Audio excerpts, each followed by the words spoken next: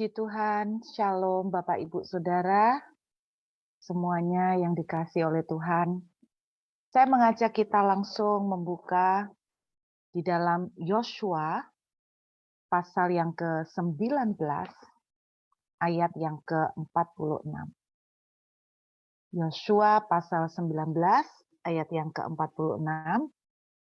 Oke. Beberapa waktu yang lalu saya sempat membagikan sedikit dari bagian dari apa yang saya sampaikan malam hari ini. Yosua pasal yang ke-19 ayat yang ke-46.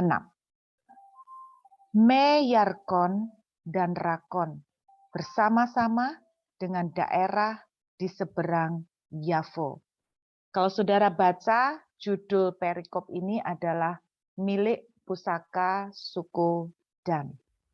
Salah satu milik pusaka yang diwariskan oleh Tuhan pada waktu Yosua membagi-bagikan jarahan kepada suku Dan adalah satu daerah yang bernama Yafo. Sampai hari ini, saudara kalau ziarah ke Israel, saudara akan menemukan daerah ini.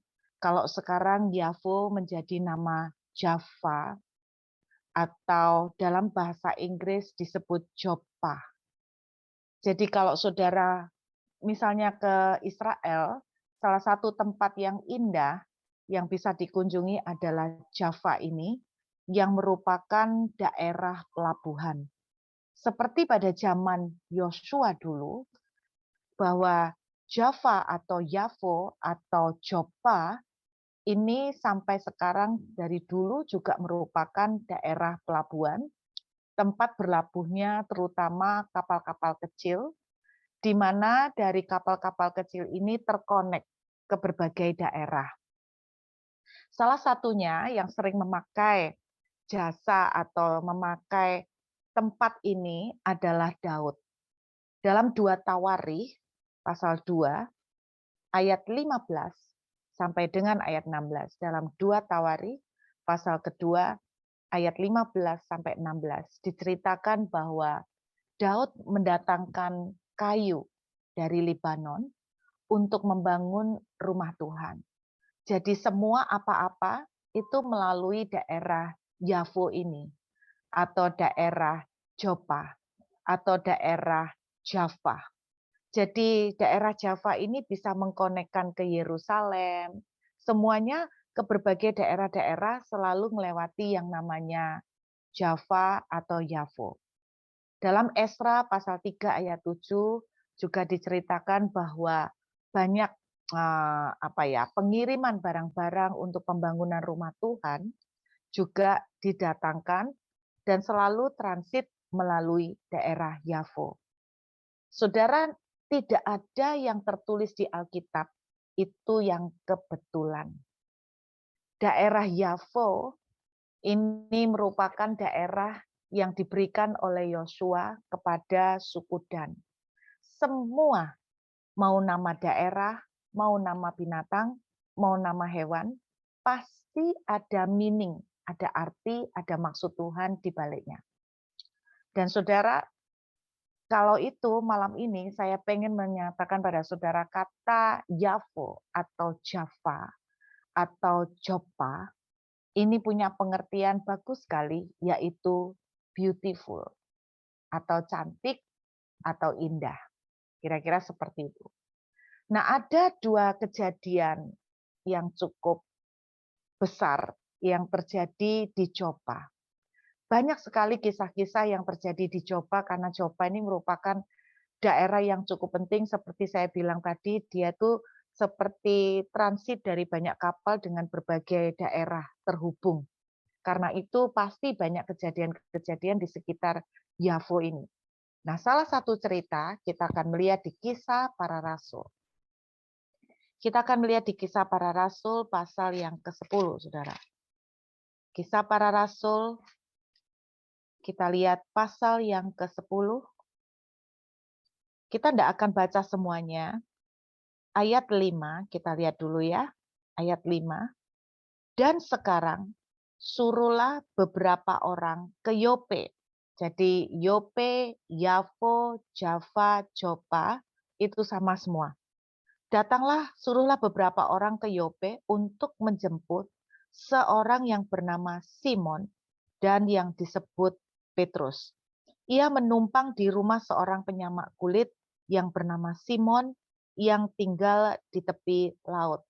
Karena Java, Yope, Yafo ini merupakan kota pelabuhan, maka tentunya orang-orang yang tinggal di sana pasti kebanyakan tinggal di tepi laut. Terus kemudian ada sesuatu peristiwa penting yang terjadi di Yope ini. Kita lihat ya, ayat yang ke-7. Setelah malaikat yang berbicara kepadanya itu meninggalkan dia, dipanggilnya 2 orang hambanya beserta seorang prajurit yang saleh dari orang-orang yang selalu bersama-sama dengan dia. Dan sesudah ia menjelaskan sesuatu kepada mereka, ia menyuruh mereka ke Yope. Jadi ada sebuah peristiwa di Yope, yaitu ada Petrus yang pada waktu itu tinggal di Yope. Nah, saudara, ada peristiwa apakah ketika Petrus sedang tinggal di Yope? Mari kita lihat ayat yang ke-9. Kita langsung melihat ayat ke-9. Keesokan harinya ketika ketiga orang itu berada dalam perjalanan dan sudah dekat kota Yope, kira-kira pukul 12 tengah hari, naiklah Petrus ke atas rumah untuk berdoa. Ia merasa lapar dan ingin makan. Tetapi sementara makanan disediakan, tiba-tiba rohnya diliputi oleh kuasa ilahi. Jadi apa yang terjadi? Petrus naik ke ruang atas untuk berdoa, tiba-tiba dia melihat sebuah vision atau penglihatan. Apa yang dia lihat? Tampak olehnya langit itu terbuka dan turunlah suatu benda berbentuk kain lebar yang bergantung pada keempat sudutnya yang diturunkan ke tanah. Jadi dia tiba-tiba melihat seperti layar LCD diturunkan ya. Lalu apa yang dia lihat di gambar layar itu? Di dalamnya terdapat berbagai jenis binatang berkaki 4, binatang menjalar, dan burung. Lalu ayat 13. Nah, ini sesuatu yang saudara perlu perhatikan ya. Kedengaran olehnya suatu suara yang berkata, bangunlah Petrus. Hai Petrus, sembelihlah dan makanlah. Jadi Petrus dikasih lihat ya, satu kayak layar. Di dalam layar itu dia melihat gambar binatang-binatang, baik burung maupun binatang berkaki 4. Dan ternyata binatang-binatang yang dilihat oleh Petrus ini semuanya binatang yang menurut Petrus dari ajaran nenek moyang yang sudah berjalan bertahun-tahun itu adalah binatang-binatang yang haram. Kalau saudara membaca di kitab Perjanjian Lama, ada daftar binatang-binatang yang tidak boleh dimakan. Ada daftar binatang-binatang yang haram menurut Tuhan. Diajarkan di dalam Perjanjian Lama. Dan itu sudah diturunkan dari generasi ke generasi bahwa mereka nggak boleh makan ini, nggak boleh makan ini. Itu masuk daftar bilang binatang haram. Tapi perhatikan ayat yang ke-14. Ketika Tuhan bilang Petrus, ambil dan makan. Tetapi Petrus menjawab, tidak Tuhan, tidak. Sebab aku belum pernah makan sesuatu yang haram dan yang tidak tahir. Perhatikan, berarti semua binatang itu memang binatang yang haram. Kedengaran pula untuk kedua kalinya suara yang berkata kepadanya, apa yang dinyatakan halal oleh Allah, tidak boleh engkau nyatakan haram. Perhatikan ayat 16.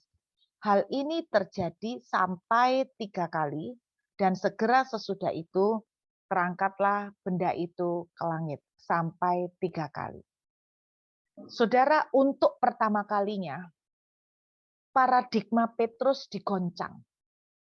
Apa yang sudah dia pelajarin sebagai orang Yahudi, apa yang selama bertahun-tahun dia hidup di dalam ketaatan untuk mematuhi hukum-hukum Taurat, tiba-tiba hari itu Tuhan berbicara, nih, ambil, sembelih, dan makan. Nah, saudara bisa bayangkan paradigma atau pemahaman yang selama ini sudah diyakini oleh Petrus sekian lama, bukan hanya cuman Petrus, tetapi semua nenek moyangnya, bahkan semua orang-orang Yahudi, mereka sudah dari generasi ke generasi meyakini bahwa binatang-binatang ini haram. Jadi tidak boleh dimakan. Tiba-tiba Tuhan bicara, ambil, sembelih, dan makan. Saudara bisa bayangkan selama ini menganggap haram, tiba-tiba suruh makan. Jadi seperti bertentangan. Paradigma yang sudah lama diyakini dipegang kokoh tiba-tiba tergoncang. Dan di sini makanya sampai Alkitab menuliskan sampai 3 kali. Tuhan itu bicara hal yang sama. Ambil, makan. Dan apa yang dinyatakan halal oleh Tuhan tidak boleh kamu nyatakan haram. Sampai 3 kali. Kenapa sampai 3 kali, saudara? Karena bagi Petrus itu tidak mudah. Bagi Petrus itu tidak gampang. Yang saya mau sampaikan itu begini. Kata Java itu artinya beautiful.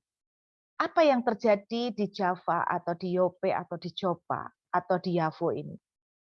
Disinilah salah satu kejadian yang terjadi adalah Petrus sedang dalam tanda kutip, sedang tidak mengerti tentang apa yang Tuhan ajarkan. Petrus sedang tidak sepaham dengan pandangan Tuhan.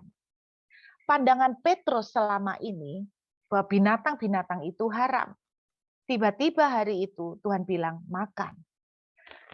Di Java, di Jopa, di Yope, Petrus mengalami satu kegoncangan. Kegoncangan tentang belief atau keyakinan. Sebuah pertentangan yang terjadi di dalam diri Petrus antara haram dan tidak haram. Di sini terjadi sebuah keadaan di mana Petrus itu lagi tidak mengerti Tuhan. Tuhan, selama sekian ratusan tahun loh ini, dari zaman nenek moyang pertama kali loh Tuhan, Engkau sendiri yang mengatur bahwa binatang-binatang ini haram. Sekarang lah kok seperti ini. Kenapa Tuhan? Jadi saya berkata bahwa Jopa ini seperti gambaran sebuah tempat di mana saudara dan saya itu sedang dalam kondisi mempertanyakan Tuhan. Tuhan, kenapa selama ini saya sudah melayani Tuhan? Kenapa saya selama ini sudah taat? Saya sudah lakukan apa yang Tuhan mau. Tapi kenapa sampai hari ini doa saya belum dijawab? Kenapa sampai hari ini Tuhan belum memberikan pertolongan? Tuhan, kenapa orang benar? Kenapa orang baik malah Tuhan tidak tolong? Kenapa yang tidak pelayanan doanya malah Tuhan jawab? Kenapa yang sungguh-sungguh menjaga jalan hidupnya sesuai dengan yang Tuhan mau? Kenapa Tuhan sepertinya tangan Tuhan tidak memberkati dia? Inilah Jopa. Inilah satu tempat di mana saya bilang persimpangan, di mana saudara dan saya mulai mempertanyakan, apa maksudmu Tuhan?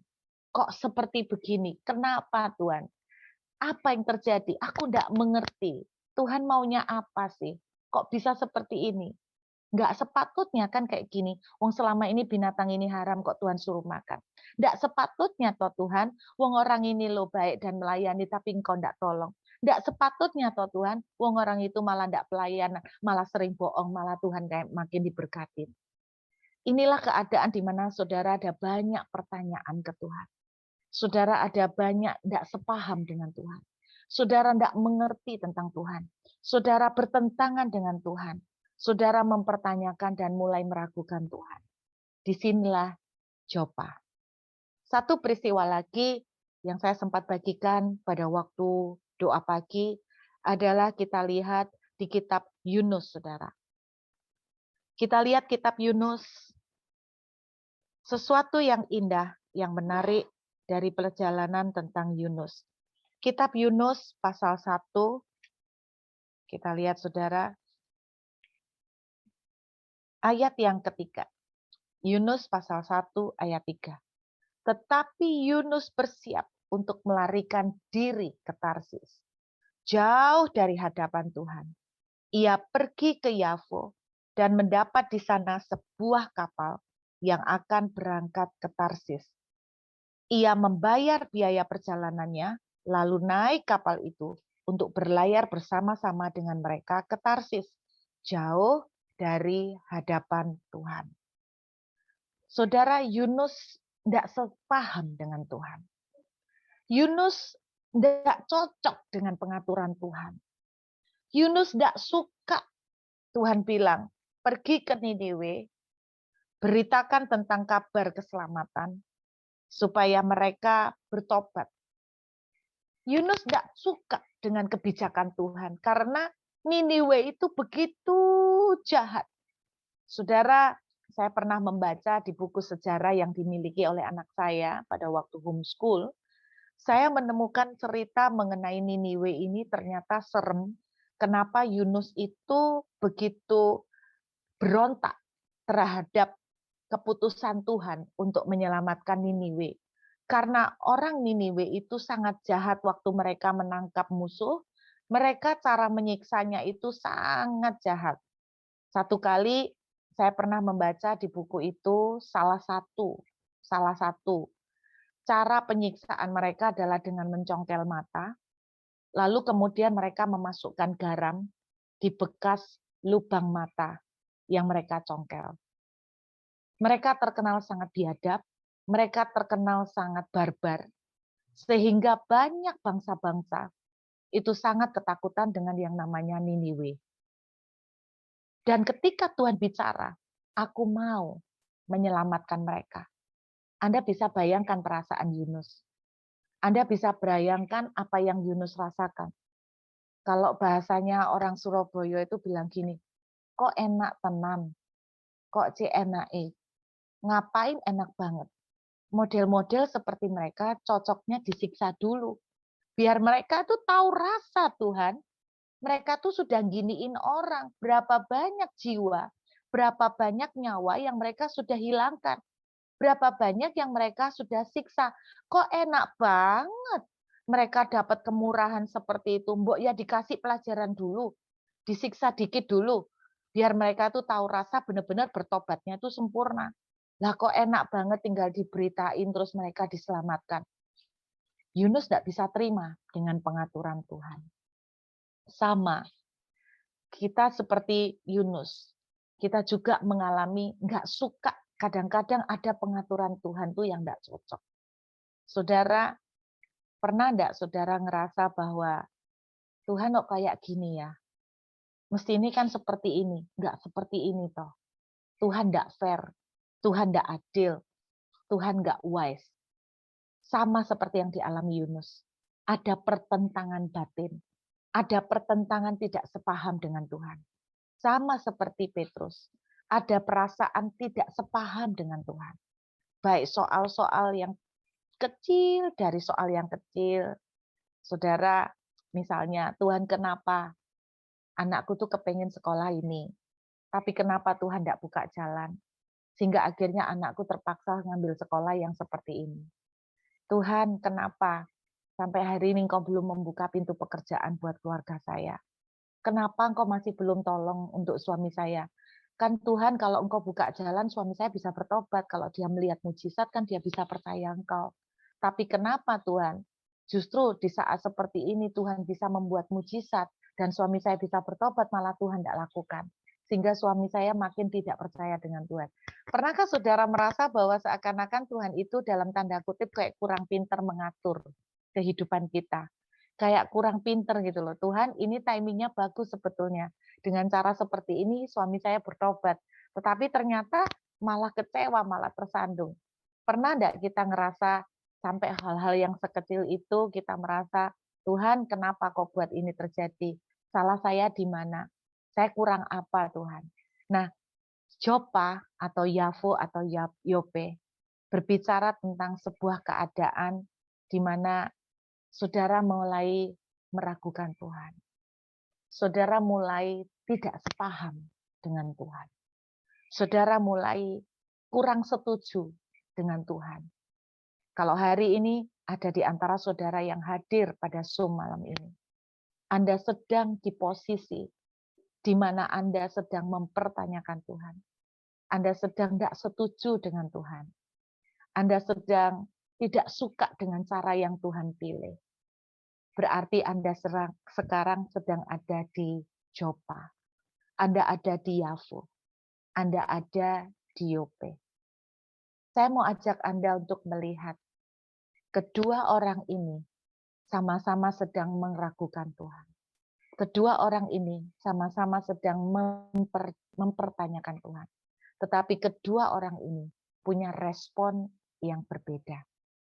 Respon yang kita lihat dari Yunus. Dia jelas-jelas ada diavo.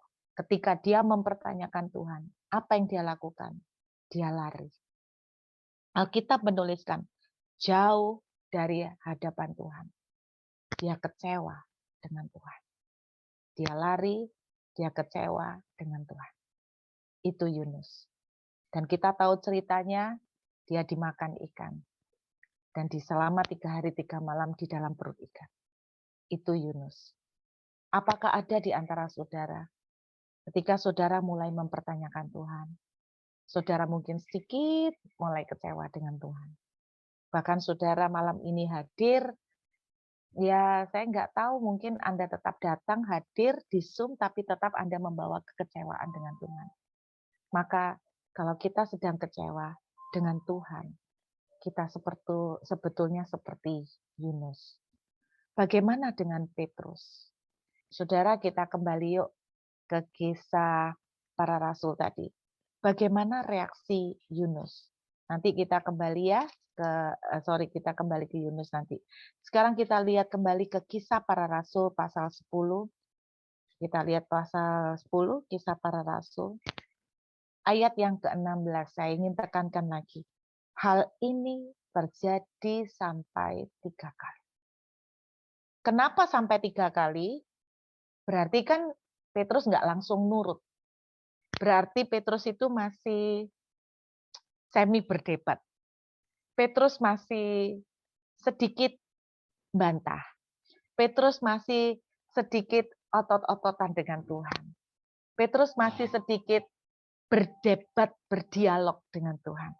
Makanya terjadi sampai 3 kali. Kalau langsung nurut kan 1 kali cukup. Tapi 3 kali berarti Petrus nggak langsung nurut, nggak langsung ya Tuhan. Perhatikan ayat 17. Petrus bertanya-tanya di dalam hatinya, apa kiranya arti penglihatan yang telah dilihatnya itu?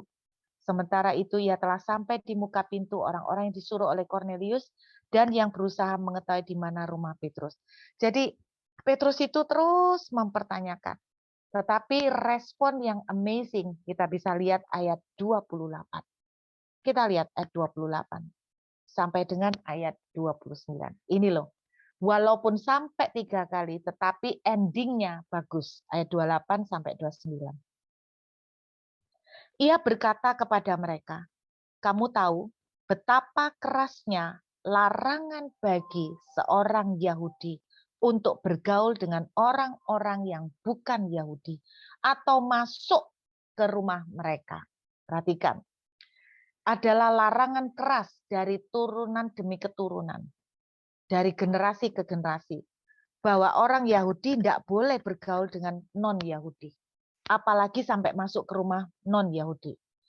Alkitab menuliskan begini, Petrus menjawab, tetapi Allah telah menunjukkan kepadaku. Jadi ini rupanya arti penglihatan tadi, layar tadi. Bahwa aku tidak boleh menyebut orang najis atau tidak tahir. Perhatikan ayat 29 ini yang luar biasa. Itulah sebabnya aku tidak berkeberatan ketika aku dipanggil, lalu datang kemari. Sekarang aku ingin tahu apa sebabnya kamu memanggil aku. Nah, saudara, Petrus akhirnya tidak keberatan masuk ke rumah orang non-Yahudi. Bukan hanya berkontak, berdialog dengan orang non-Yahudi, tetapi Petrus masuk ke rumah orang non-Yahudi. Dia tidak keberatan. Ketika Petrus ada di Yope, ketika Petrus ada di persimpangan, sedang mempertanyakan Tuhan. Walaupun dia sempat berdebat, Alkitab menyatakan dengan indah bahwa pada akhirnya Petrus tidak keberatan untuk nurut dengan Tuhan. Petrus akhirnya tidak keberatan untuk mengikuti jalur yang Tuhan pilih. Petrus tidak keberatan untuk mengikuti cara yang Tuhan atur dalam hidupnya. Bagaimana dengan Yunus? Kita tahu kan saudara, Yunus melarikan diri. Kemudian apa yang terjadi? Ketika Yunus melarikan diri, kita melihat dia terus menjauh dari Tuhan. Makin lama makin kecewa. Untung, saya bilang untung, masih ada ikan yang menelan Yusuf. Masalahnya, saya boleh bilang, tidak semua orang seberuntung Yunus, Tidak semua orang seberuntung Yunus. Ada ikan yang memaksa, mau tidak mau gara-gara ikan ini, Yunus tuh dipaksa untuk balik ke jalur yang Tuhan pilih. Saya ingat almarhum Om Yusak Cipto pernah mengajarin satu doa. Sebetulnya doa itu sudah saya lakukan sebelum saya mengerti ada hamba Tuhan yang bernama Om Yusak Cipto. Saya ketika tahun-tahun awal bertobat, saya itu ketemu dengan orang-orang Kristen, bahkan pendeta, yang sudah pelayanan, sudah sekolah Alkitab, tetapi selingkuh dan mempunyai simpanan. Bahkan dia mendapatkan anak dari simpanan tersebut. Satu kali ketika saya ketemu pendeta ini, saya itu melihat bagaimana wajah istri dan wajah anak-anaknya. Saya melihat wajah mereka, wajah yang penuh dengan kebencian kepada papa dan kepada suami yang mengkhianati keluarga mereka. Tetapi yang membuat saya itu, hati saya itu miris ya saudara, karena saya itu hadir di sebuah persekutuan di mana yang khotbah ya pendeta ini, yang selingkuh. Anda bisa bayangkan apa yang dirasakan oleh istri dan anak-anaknya ketika melihat papa dan suami mereka berkhotbah. Ketika turun dari mimbar, setelah selesai ibadah, saya memberanikan diri untuk bertanya. Saya tuh bilang begini, kenapa sih Bapak ini kan ngerti firman, tapi kenapa Bapak itu masih melakukan ini? Saudara, jawaban dia itu membuat saya mati kutu. Dia itu bilang gini, denger ya, kamu ini masih muda, enggak ngerti apa-apa. Saya ini kan anaknya Tuhan. Kalau memang saya itu salah, Tuhan itulah Bapak saya sih. Nanti kalau memang saya salah, kan Tuhan bisa pukul saya. Tuhan bisa hajar saya. Tuhan bisa tegur saya. Wong kenyataannya sampai sekarang, semua baik-baik. Bisnis saya lancar, keuangan saya juga makin diberkati. Sungguh Bapak Ibu, dia sampai ngomong seperti itu terang-terangan. Saya cuma melongo dan dia bilang begini, yang membuat saya mati kutu. Wong Tuhan, papa saya aja ndak bingung. Kok kamu yang bukan apa-apa saya kok bingung ngurusin saya? Kalau saya salah kan Tuhan yang ngurus saya. Ngapain kamu ikut campur? Saudara, waktu saya habis ngomong sama orang ini, saya tuh mikir gini loh. Kenapa ya ada orang-orang yang sudah sekolah Alkitab, sudah belajar firman lama, kenapa ya kok dia itu bisa ngerasa bahwa selingkuh itu fine, selingkuh itu oke. Kok bisa ya? Maksud saya tuh nggak ngerti gitu loh Bapak Ibu. Sorry to say ya, kadang-kadang saya tuh mikir gini loh, mohon maaf. Kadang-kadang binatang aja itu bisa ngerti gitu loh. Nah ini orang itu kok yang dikasih hikmat sama Tuhan, saya tuh nggak habis pikir gitu loh. Kalau bahasa bebas saya tuh gini, otaknya tuh dikemanain gitu loh. Saya tuh nggak habis pikir. Dia itu ngerti itu salah, tapi kok ya nggak ngerasa salah, kan serem. Saya juga punya pengalaman, teman saya sendiri, saudara. Teman saya sendiri mengambil suaminya orang. Sampai hari ini. Masih khotbah. Masih pelayanan. Luar biasa kan? hidup di tengah-tengah gereja. Dan saudara, waktu saya tanya, kamu itu loh, kamu kan ngerti firman. Kamu kok ngambil suaminya orang? Pembelaannya itu dia bilang gini, saya bukan ngambil suaminya orang. Dia panggil saya C. Saya bukan ngambil suaminya orang, C. Tapi dia sendiri sudah bermasalah sama istrinya. Sebelum ketemu saya. Terus saya jawab, oke, dia memang bermasalah sama istrinya sebelum ketemu kamu. Tapi gara-gara ketemu kamu, jadi semakin tidak ada kesempatan dia balik sama istrinya gara-gara kamu. Intinya, dia nggak ngerasa itu salah. Dia malah bilang bahwa Tuhan itu mengerti. Tuhan itu maha mengerti akan kelemahan dan kondisi dan tangisannya dia. Gila nggak? Jadi dia khotbah di mana-mana dengan kondisi kawin dengan suaminya orang. Aduh Bapak Ibu, waktu saya ketemu orang-orang seperti ini, saya tuh cuma bilang gini, kira-kira mereka tuh mikir apa ya? Otaknya tuh dikemanain ya? Saya tuh dari situ, saya tuh menyadarin begini loh Bapak Ibu. Aduh Tuhan, jangan sampai ya, suatu saat kita itu sampai kayak gitu loh. Anda jangan bilang, oh nggak mungkin, saya nggak mungkin seperti itu. Anda jangan bilang begitu loh saudara, belum tentu loh. Saya tuh cuma bilang, Tuhan jangan sampai saya itu ada di satu tempat, di satu kondisi di mana saya tuh sampai hati nurani saya tuh nggak bisa bedakan lagi gitu loh. Pengetahuan banyak, lulusan sekolah teologi, ngertinya banyak. Tapi kayak gini kok kayak nggak bisa membedakan gitu loh. Tuhan, tolong Tuhan, jangan sampai Ruth itu kayak gitu loh Tuhan. Sampai ketika itu terjadi itu nggak sadar diri. Apapun alasannya, mau dikaburkan sama setan kek, mau dihipnotis sama kuasa kegelapan, apapun alasannya Tuhan, jangan sampai satu titik di mana Ruth itu bikin salah tapi nggak kerasa salah. Duh, jangan sampai Tuhan itu terjadi ke Ruth. Nah, gara-gara mikir seperti itu, saudara, bertahun-tahun yang lalu, saya tuh pernah doa seperti itu. Tuhan, tolong ya. Supaya itu enggak terjadi, tolong. Kalau Ruth itu salah, Tuhan tegur deh. Tuhan tegur. Langsung Tuhan tegur. Kalau waktu Tuhan tegur, Ruth itu belum sadar. Tuhan kerasin deh. Tuhan kerasin seperti apa? Tampar. Tampar Ruth Tuhan.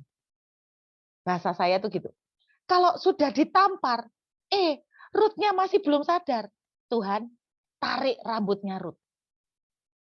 Orang Jawa bilang jambak Tuhan. Kalau masih belum sadar juga, saya bilang begini, tendang saya Tuhan, tendang. Tendang kan lebih keras lagi, saudara. Tendang saya. Kalau sampai ditendang belum sadar juga, Tuhan, geret saya Tuhan, geret saya. Pokoknya jangan sampai otak saya itu diputar balik Tuhan, apapun alasannya, jangan sampai otak saya itu diputar balik sampai saya itu enggak sadar, sampai saya itu merasa benar, sampai saya itu enggak punya hati nurani. Pokoknya jangan sampai kayak gitulah, sampai tebal gitu loh, jangan sampai kebal kayak gitu. Pokoknya tampar, kalau masih belum mempan, tarik rambut saya, kalau masih belum mempan juga tendang, kalau tendang masih belum mempan juga geret. Bahkan saya bilang gini, kalau digeret masih juga belum sadar-sadar nih Tuhan, masih terus merasa salah saya di mana. Tuhan tolong please, tolong gabungkan keempat-empatnya. Ditampar, ditarik rambutnya, ditendang, digeret. Dan Tuhan, sampai saya bilang gini, saudara, bahkan ketika empat-empatnya sudah Tuhan gabungkan, Ruth masih nggak merasa salah. Tuhan tolong, please. Cepat bawa Ruth pulang. Cepat bawa Ruth pulang. Kenapa? Karena Ruth bilang gini, saudara.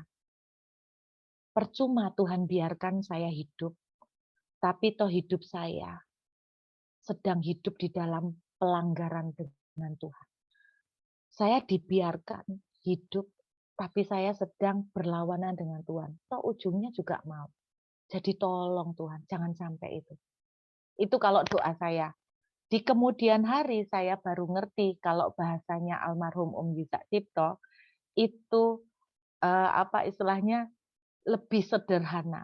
Dia doanya gini, paksakan aku. Tuhan, paksa aku untuk melakukan kehendak. Masih beruntung Yunus ini dipaksa Tuhan lewat ikan yang menelan dia. Masalahnya jujur Bapak Ibu, tidak semuanya seberuntung Yunus. Saya bilang beruntung. Beruntung, bersyukurlah kalau sampai hari ini saudara masih ditegur Tuhan. Bersyukurlah kalau masih sampai hari ini saudara dididik dan dihajar Tuhan. Bersyukurlah, itu tanda saudara masih punya kesempatan. Amin. Justru yang serem dan mengerikan kalau saudara dibiarkan. Seperti orang yang tadi, dia bilang, wong saya pekerjaan makin diberkati. Wong Tuhan tidak ngapa-ngapain saya kok, Anda yang bingung. Bersyukur kalau Tuhan masih ngapa-ngapain, Bapak Ibu bersyukur. Tidak semuanya seberuntung Yunus. Yunus ketika kecewa dengan Tuhan, dia menjauh dari Tuhan. Tapi bersyukur Tuhan masih paksa Yunus untuk balik. Dan Yunus akhirnya balik. Tapi saya berdoa kita tidak perlu nunggu sampai harus ditelan ikan. Baru sadar untuk balik ke jalur Tuhan. Saya berdoa bahwa ketika hari ini saudara kecewa dengan Tuhan. Ketika saudara mulai mempertanyakan kenapa Tuhan tidak adil. Ketika saudara mulai mempertanyakan kenapa Tuhan saya harus ngalamin seperti ini. Saya berdoa, walaupun saudara sempat memperdebatkan, biarlah respon akhirnya adalah seperti Petrus. Belajar untuk nurut dengan pengaturan Tuhan. Belajar untuk tidak keberatan dengan pengaturan Tuhan. Amin, saudara. Bisa nggak kita belajar berkata malam ini yang sedang tidak setuju dengan pengaturan Tuhan?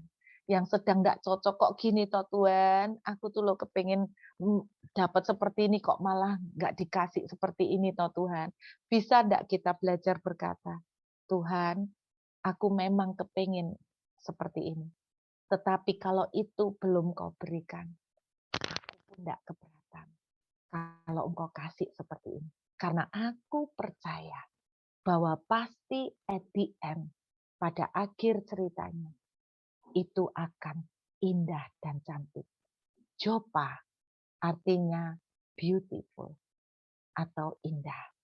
Saudara belajar untuk mau, rela, tidak keberatan dengan pengaturan Tuhan seperti Petrus. Maka pengaturan yang Tuhan kerjakan dalam hidupmu, walaupun kau tidak suka, walaupun kau tidak cocok, akan menghasilkan keindahan dalam hidup saudara. Amin. Belajar untuk berkata, iya Tuhan, walaupun kita tidak suka. Hari ini kita tidak cocok. Hari ini kita gelisah. Hari ini kita tidak enak semuanya dengan pengaturan Tuhan. Tetapi yakinlah saudara, yakinlah bahwa pengaturan Tuhan itu sempurna, indah, walaupun hari ini tidak suka. Amin. Kata-kata yang sering saya pakai, I don't understand, but I trust you. Thank you Pak saya. I don't understand, but I trust you. Aku tidak mengerti Tuhan, tapi aku mempercayai pengaturanmu. Semua yang hadir di Zoom malam ini, saya berdoa, jangan berontak seperti Yunus, lalu kecewa dan semakin menjauh dari hadapan Tuhan. Beruntung kalau masih saudara dipukul. Beruntung. Ya kalau dipukul, kalau dibiarkan, apa enggak cilaka, saudara? Jangan menunggu dipukul. Saya berdoa ketika saudara enggak suka dengan pengaturan Tuhan. Seperti Yunus. Jangan menjauh. Jangan menjauh dari hadapan Tuhan. Tetapi Anda bisa belajar seperti Petrus. Tidak keberatan.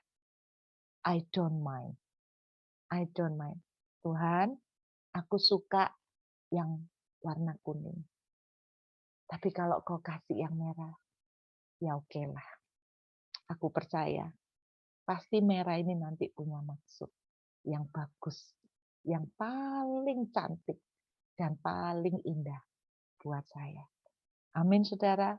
Kalau hari ini Anda sedang ada di Yapo, Anda sedang ada di Jope, Anda sedang ada di Java. Saudara, hari ini saya menerima lagi link dari teman. Oh, nanti tanggal 21 Februari Australia udah terbuka nih untuk turis. Wah, seneng. Tapi kadang-kadang, bukan kadang-kadang, cukup sering ya Bapak Ibu. Nanti tanggal 5 buka, ternyata tanggal 5 nggak jadi. Nanti tanggal 21 buka. Ya, kita lihat aja tanggal 21 jadi nggak jadi. Tapi saya tuh tetap percaya gini loh, bahwa setiap Tuhan nggak jadi buka border pun, Tuhan pasti punya maksud kalau masih membiarkan dan mengizinkan saya untuk ditahan di sini terlebih dahulu. Walaupun kangen banget, namanya kampung halaman sejak lahir dari Surabaya, kangen banget dengan Surabaya. Ngiri kalau lihat uploadan dari teman-teman di Instagram, yang ke Bali lah, yang ke Tretes lah, yang makan ayam goreng lah, aduh. Ntar ada yang makan kupang lontong, aduh. Saya kangen, saudara. Tapi setiap kali ketika rasa kangen itu muncul, saya belajar berkata, Tuhan, aku tuh kangen banget sama Indo. Tapi kalau engkau masih menutup untuk border ini, aku tahu pasti Tuhan menyediakan sesuatu yang bagus buat saya. Belajar ya saudara. Ada yang tanya, lama-lama betah juga ya. Haleluya. Haleluya. Saya tipe orang yang seperti saya bilang, saya tipe orang yang suka jalan-jalan ke mall. Rumah saya kedua di Surabaya adalah Pakuwon Mall, saudara ya. Dulu hampir setiap hari selalu ada aja agenda ke Pakuwon Mall. Ketemu teman lah, ketemu jemaat lah, ketemu hamba Tuhan lah. Tetapi di sini seperti saya pernah cerita, mall tutup jam 5. Nah, di sini saya jadi anak rumahan. Di sini saya jadi anak yang dipingit kayak Raden Ajeng Kartini. Dan saya belajar percaya bahwa ketika Tuhan memingit, ketika Tuhan memingit siapa Nabi Elia selama 1,5 tahun di Sungai Kerit, Tuhan punya rencana yang indah. Kalau Tuhan itu pending-pending, buka nggak jadi, buka nggak jadi, saya terlalu yakin kok Bapak Ibu. Pasti nanti ada reward yang luar biasa yang Tuhan siapkan. Amin. Karena itu mari belajar. Jopa itu artinya indah. Walaupun saudara tidak suka dengan pengaturan Tuhan, pasti ada sesuatu yang indah yang Tuhan sudah siapkan buat kita. Yuk kita berdoa. Terima kasih Tuhan, terima kasih. Bapa, kami mengucap syukur. Bapa, kami mengucap syukur. Saudara, saya melihat ada orang tadi kebetulan muncul di layar. Ya saya percaya tidak ada kebetulan. Pak David Wibowo ya. Saya melihat sebuah penglihatan seperti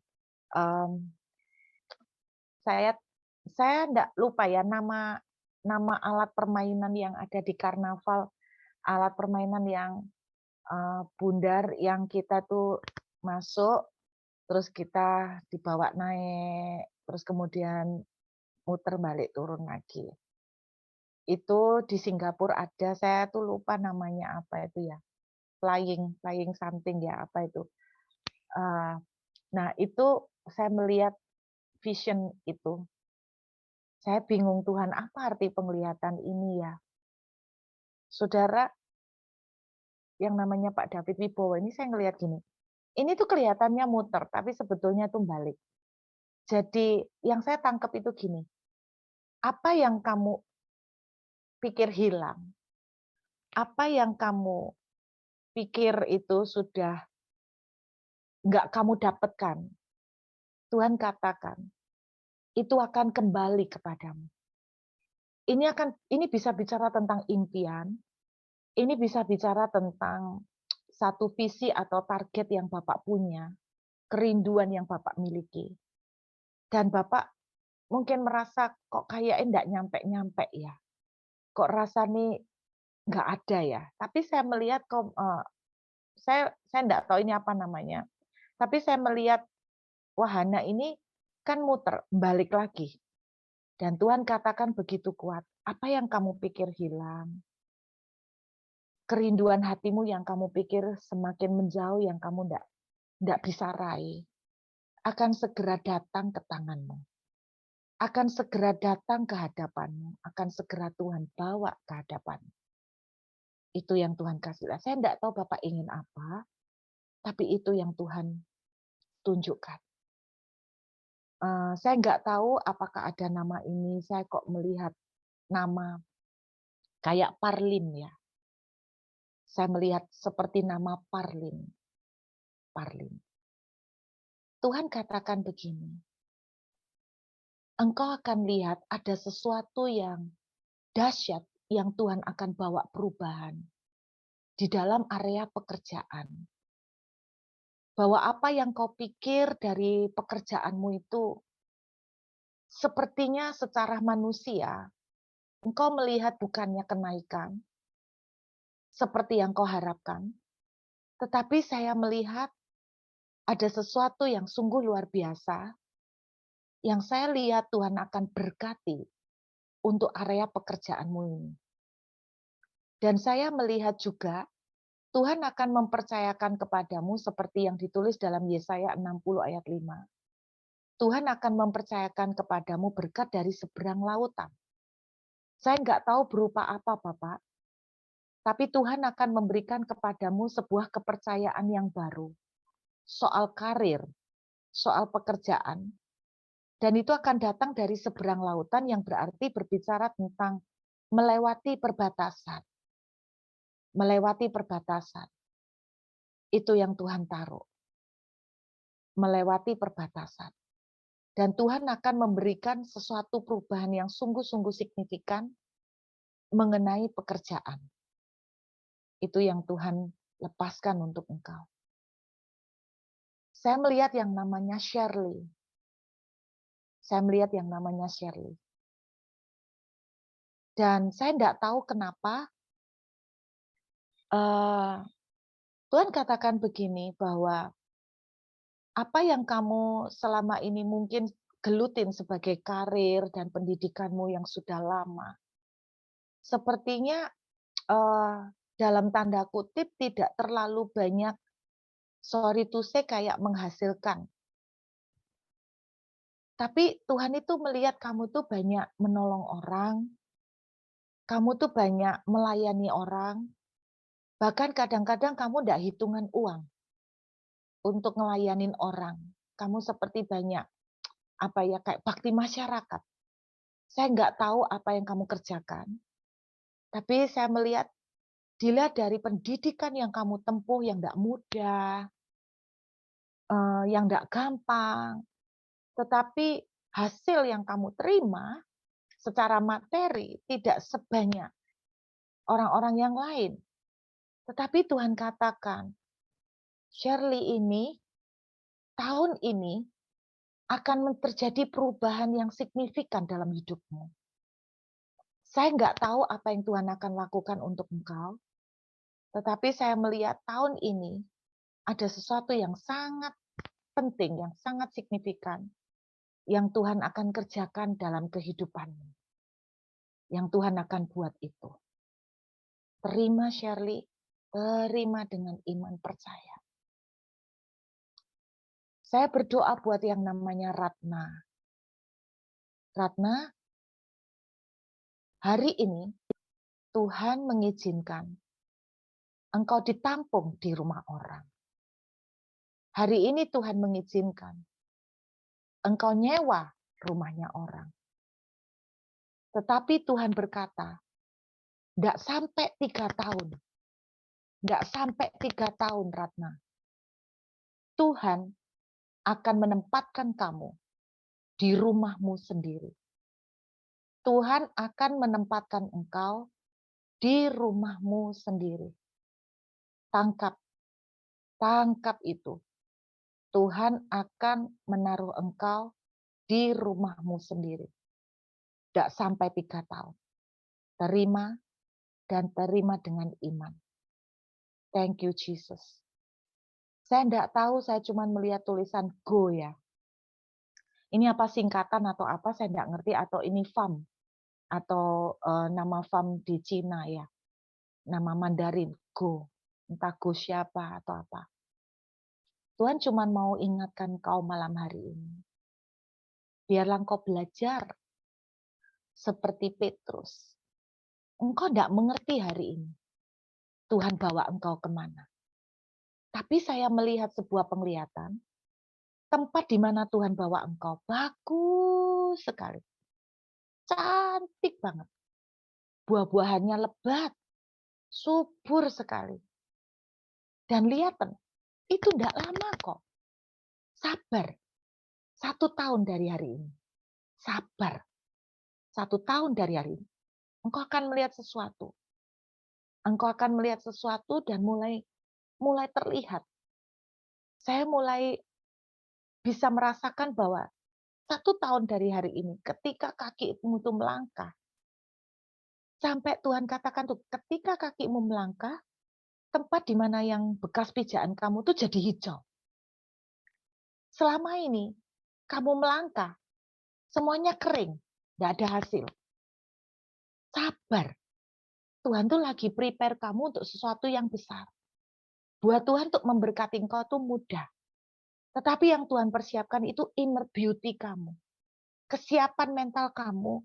Ketika nanti waktunya tiba Tuhan mempromosikan engkau akan siap untuk menerima semua promosi itu. Sabar. Tidak lama lagi kok. Itu akan menjadi tanah yang subur bagi engkau. Terima kasih Bapa. Hamba berdoa memberkati semua anak-anakmu yang ikut hadir pada Zoom malam hari ini. Apapun yang sedang mereka pergumulkan, apapun yang sedang mereka tangisi, Tuhan aku berdoa. Biar malam hari ini kami punya respon hati seperti Petrus, yang belajar untuk tidak keberatan dengan pengaturan Tuhan, walaupun itu tidak mudah. Dan ketika kami bisa belajar bersyukur, ketika kami bisa belajar gelinding wae, mengikuti pengaturan Tuhan, kami akan melihat keindahan yang Tuhan siapkan buat kami di baliknya. Terima kasih Bapak. Saudara, mari kita angkat tangan sama-sama. Bapakku berdoa, biar setiap tangan-tangan yang terangkat ini akan makin diberkati oleh Tuhan. Mereka akan melihat kemurahan Tuhan terjadi, mereka akan melihat kemenangan, mereka akan melihat mujizat. Saat mereka belajar berkata, Tuhan, aku tidak keberatan dengan pengaturan-Mu, karena aku mau mempercayai Engkau. Maka kami akan melihat kemenangan terjadi di dalam kehidupan kami masing-masing. Hamba memintakan berkat-Mu Tuhan. Biarlah berkat yang sempurna, berkat yang terbaik dari surga, di dalam nama Bapa, Putra, dan Roh Kudus, dalam nama Tuhan Yesus, turun berlimpah atas kami semuanya malam ini dan sampai selama-lamanya di dalam nama Tuhan Yesus. Yang percaya sama-sama katakan, amin.